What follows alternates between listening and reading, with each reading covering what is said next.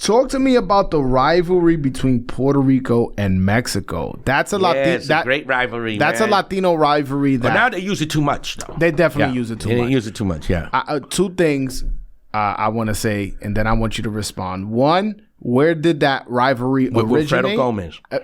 And then my next thing is, well, you know what? Yes. When did that rivalry start? He said Wilfredo Gomez against Salvador Sanchez. Oh, so the early beginnings of it was when he fought Zarate. Carlos Zarate, yeah, right? Who was a big puncher. Yeah. Now Zarate was sick that night, though. Okay. Right, because it looked like he caught the dengue, right? Based on the reports, but whatever. He went through with the fight, and Wilfredo was a little rough, hit him down when he was down and stuff, right? But then it really went up to a different level when he fought Sanchez, right? Because that was the first time. If you look at any of the other Mexico, Carlos Ortiz, when he fought Battling Torres in Mexico, there wasn't much talk about rivalry. Mexico, even when Gomez fought Zarate leading into it, it wasn't all that much of a rivalry. But Gomez used to pop a lot of crap, right? And Wilfredo Gomez trained with Roberto Duran. You know, he was part of Roberto Duran's crew, right? He was fighting. If you look at his early fights, it was in Panama, a lot of his fights. I know that. Yeah, he was fighting on the undercards. Some of those cards were nice. It was like Gomez, Arguello, Duran, all of those on some of those cards. So Gomez used to run his mouth though. You know, if you ever met anyone that knew Wilfredo Gomez, they would say the guy used to just talk. So every Mexican wanted to beat him up, right? And Sanchez and him took that to another level. But the first time you really started seeing hype in the press was when Chavez fought Rosario. Which was a couple of years later. That's when you first started seeing the boxing media talking about this so-called rivalry. So basically, you want to say Sanchez Gomez opened the door, but what really started it was Rosario Chavez. When, if you read the newspaper reports leading up to the Sanchez Gomez, there's no talk about it. Right, it was in the small arena, 3,000 seat. It wasn't even a huge. Read Red Smith's article on it. I forgot who was fighting that weekend. I think was it the same week as Leonard Hearns? I'm not sure to be. It might have been around that time, but the fight was overshadowed, kind of like. I got you. Right, so anyone who talks about that, like, it wasn't a must-see fight. That was like a real boxing, like a hardcore fight. Exactly, yeah. I got you. And so, but when Chavez fought Rosario, that's all you heard in the street. And that was the first time when people started. It felt like a football game or a Yankee Dodgers game. Okay. Chavez-Rosario. You know what surprised me doing research? Hold on, let me rewind it. I'm sorry. Okay, yeah, go ahead. Because part of that rivalry began when Gomez came into the ring with the salsa band, and Sanchez came in the ring with the mariachi band, and they kept trying to outplay each other. Right? So that was all what blew it up. And by the next time two top Mexicans and Puerto Ricans fought, it was done already. Wow, that's so interesting. And you know what surprised me while doing research for the interview is Puerto Rico is such a small island. And right, they're competing with. It's not a fair comparison. No, they're competing with this huge country in Mexico. No, right? It's not a fair comparison size-wise. And then when you look into the numbers, Puerto Rico is leading. Are they? They have more championship wins over Mexico than Mexico has over Puerto Rico, and this is an island this small. So like I want to say, if you talk about, it's like New York versus America or Canada. Yeah, exactly. It's insane when you really think about it. And I want to say per capita. I think Puerto Rico has the best fighters. If we talk historically speaking, Puerto Rico or Wales. Wales, Wales got a lot of good fighters for. Yeah, where Joe Calzagi's from. And who else is from? Way back, man. Jem Driscoll, Ted Kid Lewis. I can't even think of all the other names now, but they've got a whole slew of top fighters. Okay, all right. I got to Freddie Welsh. I got to do my research on. I definitely know Joe Calzaghe. That's our era, But anybody else, I'm not too familiar with. No, they had it for the size of the place. Okay. Yeah. All right. Could you give me your top 3 Puerto Rican fighters in order and your top 3 Mexican fighters in order?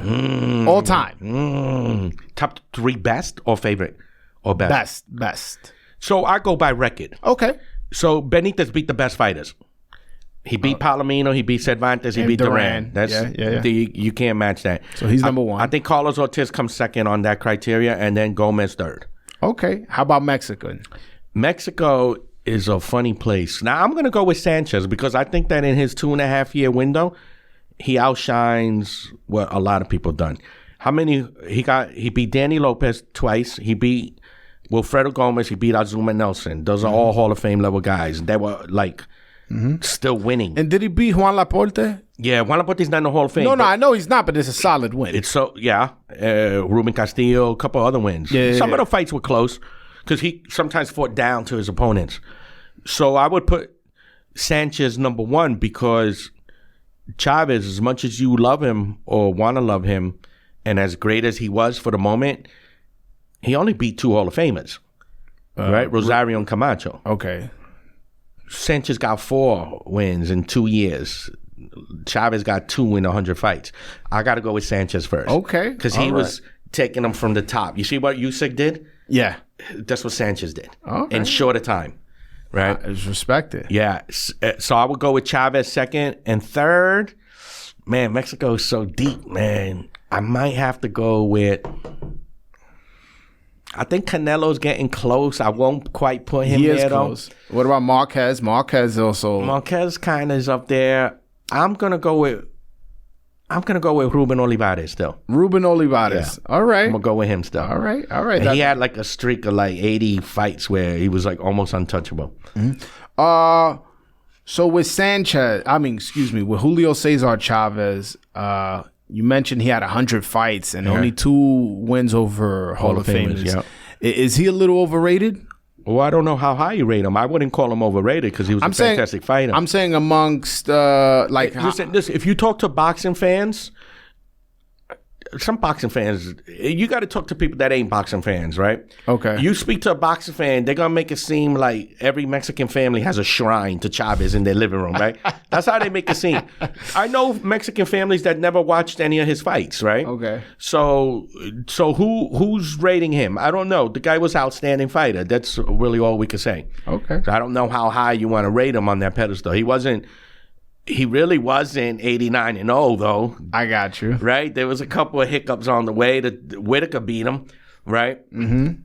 And I don't remember if people know this or not, but I remember when he lost to Frankie Rando, he was yelling at Don King, "You promised me 100-0. You promised me 100-0." So I don't know what the hell kind of agreement or discussions were going on there, right? But yeah, fantastic fighter though. I'll just leave it at that. Okay. Outstanding fighter. I watched all his fights, and I knew Greg Haugen was wrong when he said he beat nothing but taxi cab drivers.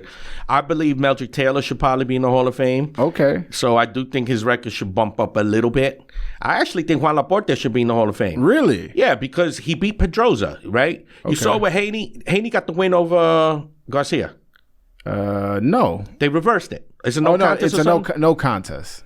So they did the same thing with Pedroza and Laporte because Pedroza was cheating, but they didn't make it a no contest. They called it a win for Laporte. So Laporte's fight with Chavez could have gone either way. That was a close 50-50 That was a real close fight. So was his fight with Azuma Nelson. Nelson, I never seen Azuma run so much as he did against Laporte. So now you're talking about a guy who went neck and neck with Chavez.